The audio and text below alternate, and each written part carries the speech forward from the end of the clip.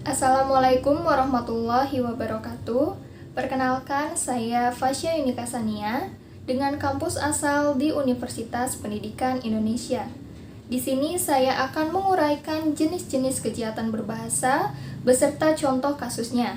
Video ini dibuat untuk memenuhi salah satu mata kuliah linguistik forensik Universitas Negeri Gorontalo.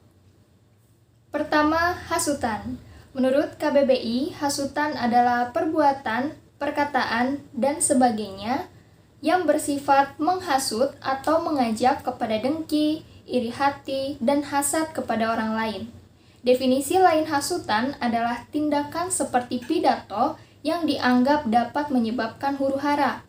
Maka dari itu dapat disimpulkan bahwa hasutan adalah tindakan atau perbuatan dengan perkataan yang bersifat menghasut atau mengajak orang lain untuk dengki atau iri hati, hingga orang lain memiliki pemikiran yang sama dengan orang yang menghasut, dan juga hasutan ini dapat menyebabkan huru-hara. Salah satu contoh hasutan terjadi pada salah satu menteri, yaitu Budi, yang angkat bicara mengenai pilot yang sebarkan hasutan pada 22 Mei. Pilot dengan inisial IR diduga menyebarkan pesan yang menyesatkan dan ajakan perlawanan pada 22 Mei lalu. Menteri Perhubungan Budi Karya Sumadi mengungkapkan belum mengetahui tindakan apa yang akan diberikan pada pilot penerbangan swasta yang diduga melakukan ujaran kebencian dan hasutan melalui media sosial. Budi sangat menyayangkan tindakan IR yang menghasut masyarakat melakukan perlawanan pada kerusuhan beberapa waktu yang lalu. Padahal sebagai seorang pilot yang profesional, sejatinya harus memiliki tanggung jawab. Menurut ia, tindakan yang dilakukan oleh IR dengan mengajak penumpang untuk melakukan perlawanan sangat berbahaya, karena akan menimbulkan kerusuhan yang lebih parah. Kasat Reskrim Polres Metro Jakarta Barat, Edi Suranta Sitepuh, mengatakan pelaku ditangkap pada Sabtu 15 Mei 2019. Kedua, konspirasi.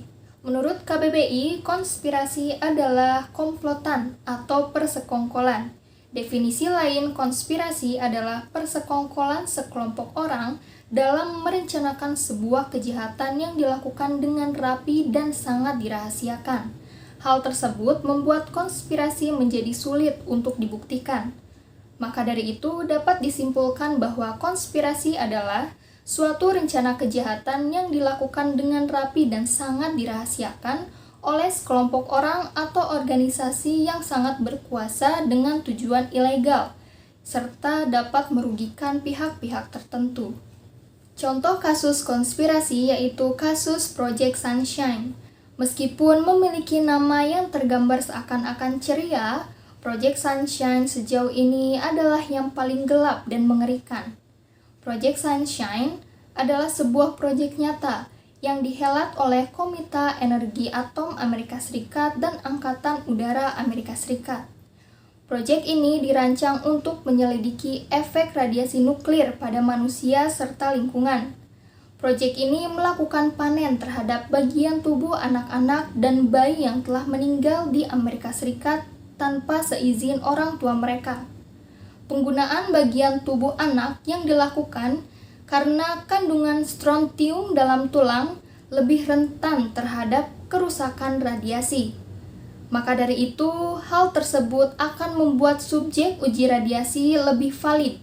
Meski demikian, kode etnik kemanusiaan telah dilanggar dan pemerintah Amerika Serikat bertanggung jawab akan hal itu. Ketiga, ujaran kebencian. Ujaran kebencian adalah kejahatan berbahasa yang dilakukan dengan cara menyuarakan pendapat dengan tujuan untuk memprovokasi orang lain agar membenci sesuatu atau seseorang yang menjadi target. Pendapat lain menyatakan bahwa ujaran kebencian dapat juga dipahami sebagai ungkapan yang mengandung prasangka, stereotip, dan persepsi atas perbedaan dan hierarki antar kelompok. Dalam hukum online, ujaran kebencian didefinisikan sebagai ujaran atau tuturan, tulisan, tindakan, atau pertunjukan yang ditunjukkan untuk menghasut dan menyulut kebencian terhadap individu atau kelompok atas dasar atribut kelompok tertentu.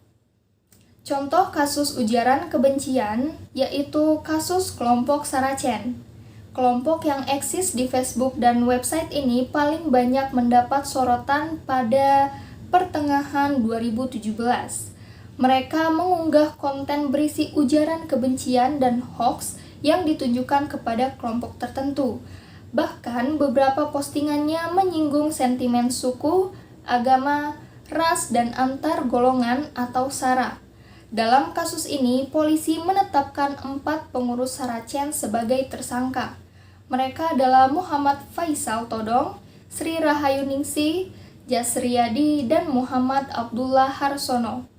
Di laman Facebooknya, Sri menghina Presiden Jokowi dan pemerintah. Sementara itu, Faisal mengunggah gambar yang isinya tudingan bahwa Jokowi dan keluarga adalah dari Partai Komunis Indonesia atau PKI. Ada juga konten berisi penghinaan kepada Polri dan Kapolri. Selain itu, terdapat beberapa gambar dan tulisan yang diunggah dinilai menyinggung SARA dan ujaran kebencian. Keempat, informasi bohong atau hoax. Menurut KBBI, hoax adalah informasi bohong. Menurut Silverman, hoax merupakan rangkaian informasi yang sengaja disesatkan tetapi dijual sebagai kebenaran. Selain itu, definisi hoax atau berita bohong adalah informasi yang sesungguhnya tidak benar, tetapi dibuat seolah-olah benar adanya. Maka dari itu, dapat disimpulkan bahwa hoax atau berita bohong adalah serangkaian informasi yang sesungguhnya tidak benar dan sengaja disesatkan untuk dijual, serta dibuat sebagai suatu kebenaran. Contoh kasus hoax terjadi pada IRT tulis hoax pasien corona di Rumah Sakit Sutomo. NF, seorang ibu rumah tangga di Surabaya, Jawa Timur, diamankan polisi pada Kamis 5 Maret 2020.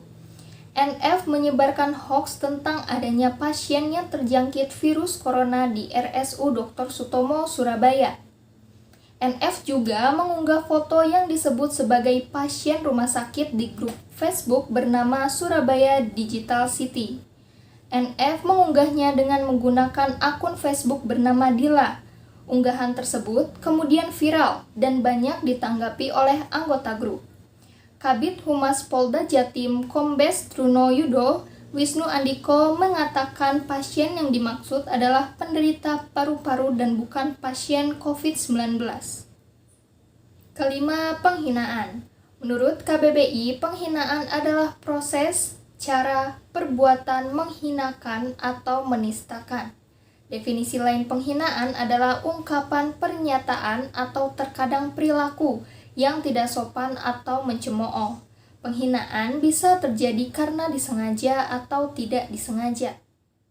Contoh kasus penghinaan pernah terjadi pada 2013, yaitu Supratman terjerat kasus penghinaan terhadap Megawati Soekarnoputri. Dalam beberapa pemberitaannya secara berturut-turut pada tanggal 6, 8, dan 31 Januari 2013, Supratman menulis judul cukup menghebohkan, yakni Mulut Mega Bau Solar, Mega Lintah Darat, dan Mega Lebih Ganas dari Sumanto. Pada 4 Februari 2013 muncul juga judul tulisan Mega Cuma Sekelas Bupati. Kasus ini pun sampai ke pengadilan. Akhirnya, Supratman dikenakan pasal 137 ayat 1 KUHP tentang perbuatan menyiarkan tulisan atau lukisan yang menghina presiden atau wakil presiden. Ia pun divonis hukuman penjara selama 6 bulan dengan masa percobaan 12 bulan.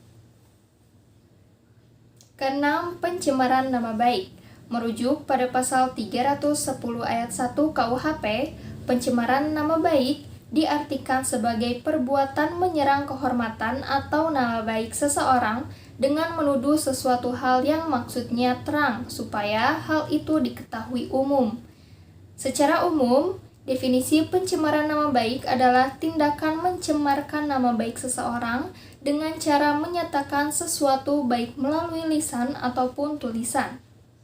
Sasaran dalam pencemaran nama baik antara lain terhadap pribadi perorangan, kelompok atau golongan, suatu agama, terhadap orang yang sudah meninggal, ataupun terhadap para pejabat yang meliputi pegawai negeri, kepala negara atau wakilnya, dan pejabat perwakilan asing.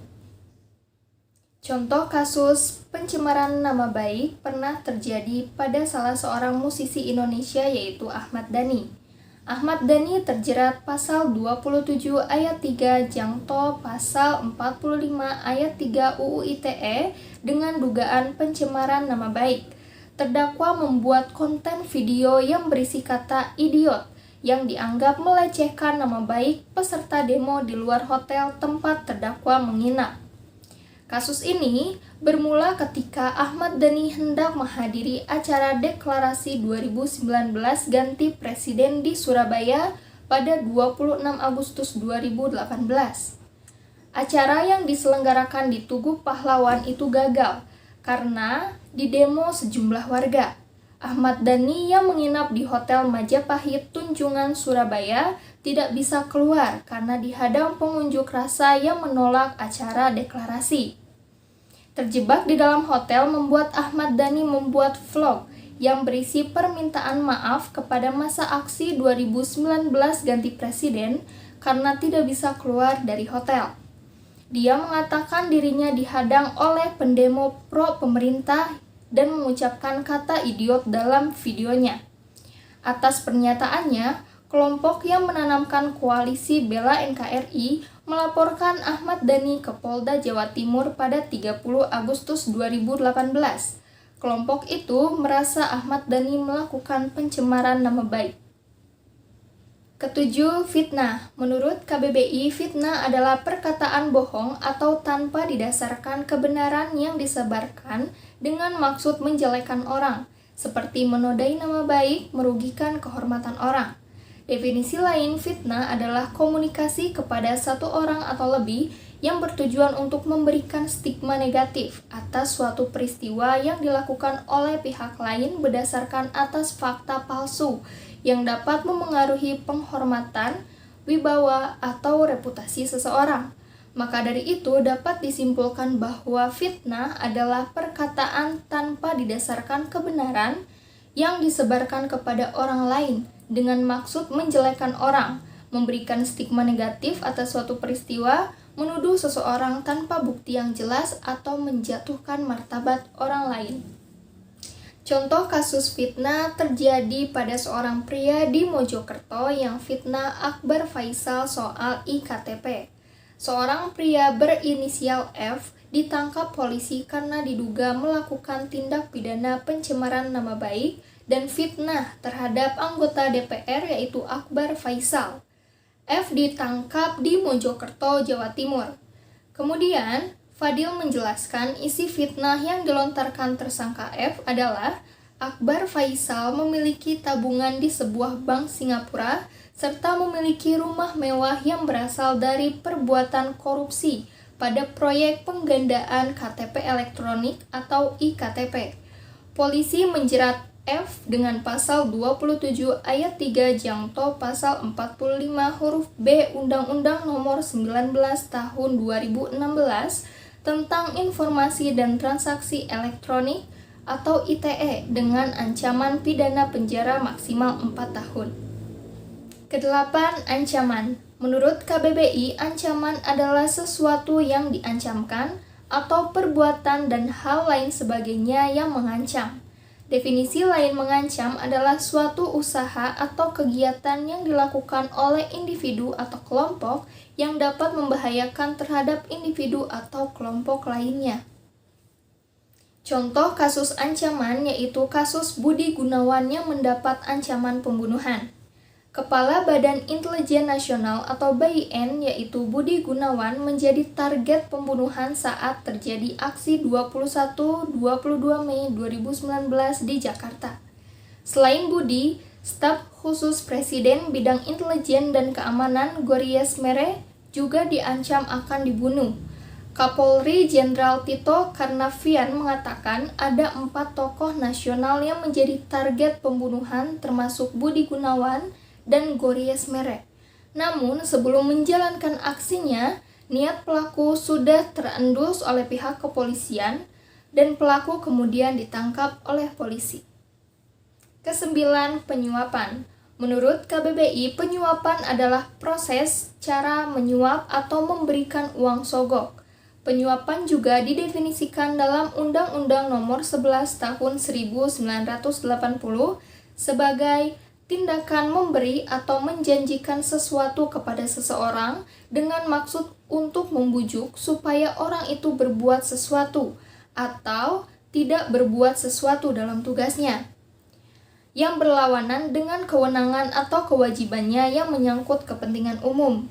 Juga sebagai suatu tindakan menerima sesuatu atau janji, sedangkan ia mengetahui atau patut dapat menduga bahwa pemberian sesuatu atau janji itu dimaksudkan supaya ia berbuat sesuatu atau tidak berbuat sesuatu dalam tugasnya, yang berlawanan dengan kewenangan atau kewajibannya yang menyangkut kepentingan umum.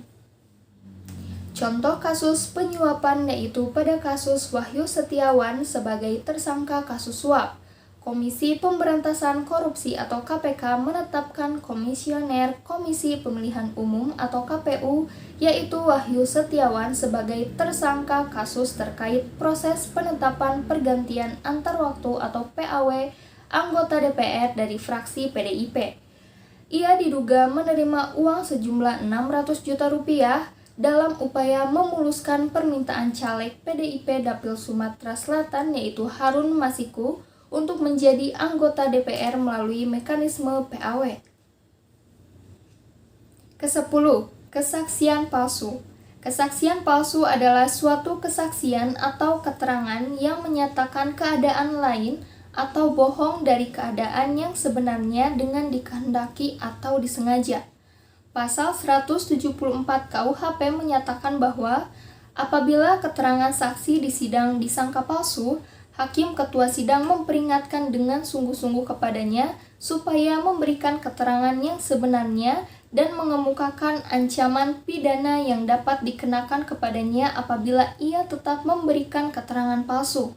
Kemudian, apabila saksi tetap pada keterangannya itu, Hakim Ketua Sidang karena jabatannya atau atas permintaan penuntut umum atau terdakwa dapat memberi perintah supaya saksi itu ditahan untuk selanjutnya dituntut perkara dengan dakwaan sumpah palsu. Contoh kesaksian palsu dapat ditemukan dalam putusan Mahkamah Agung nomor 231K Pit 2008. Terdakwa pada saat itu bertindak sebagai saksi yang sebelumnya memberikan keterangan selaku saksi dalam perkara tersebut. Terdakwa disumpah menurut tata cara agama Hindu untuk memberikan keterangan yang benar dan tidak lain dari yang sebenarnya. Terdakwa mengatakan bahwa ia melihat kepala dusun Siladan, I Dewa Ketutsara menandatangani surat gambar ukur. Padahal sesungguhnya I Dewa Ketutsara sudah tidak menjabat sebagai kepala dusun Siladan, serta I Dewa Ketutsara tidak pernah membubuhkan tanda tangannya pada surat gambar ukur. Tujuan terdakwa memberikan keterangan yang tidak benar tersebut adalah agar para terdakwa dalam perkara lain tidak terbukti sebagaimana yang didakwakan oleh jaksa penuntut umum dan diputuskan bebas oleh majelis hakim. Akhirnya terdakwa berdasarkan putusan Pengadilan Negeri Bangli dinyatakan terbukti secara sah dan meyakinkan bersalah melakukan tindak pidana, salah satunya yaitu sumpah palsu sesuai pasal 242 ayat 1 KUHP. Hakim menjatuhkan pidana terhadap terdakwa dengan pidana penjara selama 3 bulan 15 hari. Putusan ini dikuatkan hingga tingkat kasasi. Ke-11. Penistaan. Menurut KBBI, penistaan adalah proses cara perbuatan menistakan, menghinakan, atau merendahkan. Definisi lain penistaan adalah sebuah tindakan, perbuatan, atau ucapan yang bersifat merendahkan seseorang atau golongan. Penghinaan terhadap seseorang atau golongan juga termasuk ke dalam kategori penistaan. Contoh kasus penistaan terjadi pada kasus penistaan agama oleh Mei Liana di Tanjung Balai. Kasus ini bermula pada Senin 29 Juli 2016. Suasana di Jalan Karya Lingkungan 1 tegang setelah seorang warga, yaitu Mei Liana, menyampaikan protes terhadap suara azan yang menggema dari Masjid Al-Maksun. Protes Mei Liana disampaikan kepada seorang nazir masjid bernama Kasidik. Kasidik lalu memberitahu teguran tersebut kepada jemaah masjid setelah sholat maghrib. Akhirnya, pada Selasa 21 Agustus 2018, Pengadilan Negeri Medan menjatuhkan vonis kepada Mei Liana 1 tahun 6 bulan penjara atas kasus penistaan agama. Hakim menilai ia terbukti secara sah dan meyakinkan melanggar pasal 156 huruf A KUHP atas perbuatannya memprotes volume suara azan yang berkumandang di lingkungannya. Sekian pemaparan terkait jenis-jenis kejahatan berbahasa beserta contoh kasusnya. Terima kasih atas segala perhatiannya dan mohon maaf atas segala kesalahan dan kekurangan. Akhir kata saya ucapkan wassalamualaikum warahmatullahi wabarakatuh.